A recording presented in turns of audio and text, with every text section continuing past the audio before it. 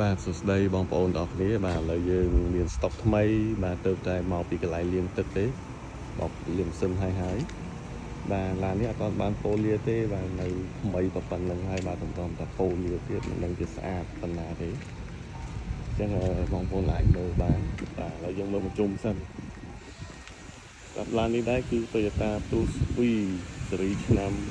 2014បាទ Option 5បាទ Option 5ទៅគាត់លើយ៉ាង17 Sigma បាទឡាននេះដែរភ្ជាប់ជាមួយសបកកង់ថ្មី4គ្រាប់មកពីអាមេរិកតតែម្ដងបាទ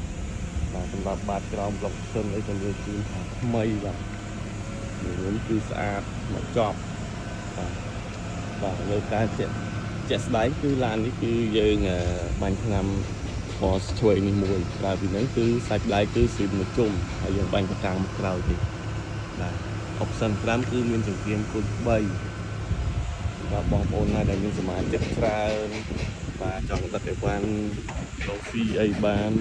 បាទដាក់ទ្រវីនេះគឺត្រូវហើយគឺធំទលាយខាងក្នុងបាទនេះពុកស្បែកស៊ីនតែតកូបដៃស្បែកខាងក្នុងពណ៌ប្រផេះសបាទពណ៌ស្អាតណាស្រស់ថ្លាបាទថ្មីបាទ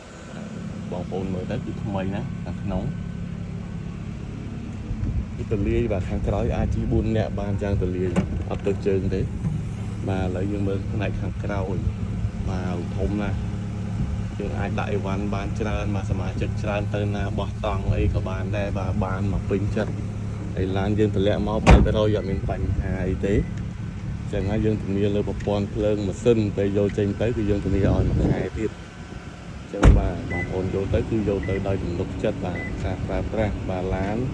គឺស្រាប់តែម្ដងគឺមកជាមួយគ្រឿងក្រៅមិនហាប់ណែនប្រាំងស៊ីធម្មតាមិនសិនជាល្អខាងក្នុងថ្មីចឹងហើយបងប្អូនយកទៅអត់ខុសទេបាទសម្រាប់បងប្អូនណាដែលចង់បានប្រភេទរថយន្តដែលស៊ីសាំងតិចគឺប្រភេទគ្រូបាទគ្រូវីតែមានទំហំធំទៅក្នុងធំបាទទម្ងន់ឡានធ្ងន់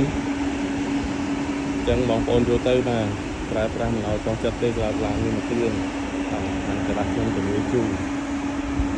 សម្រាប់តម្លៃវិញគឺល្អណាស់គឺធូរទេត្រឹមតែ 17000 ជាងទេបងប្អូនអាចមកមើលបានហើយចរចាជាក់ស្ដែង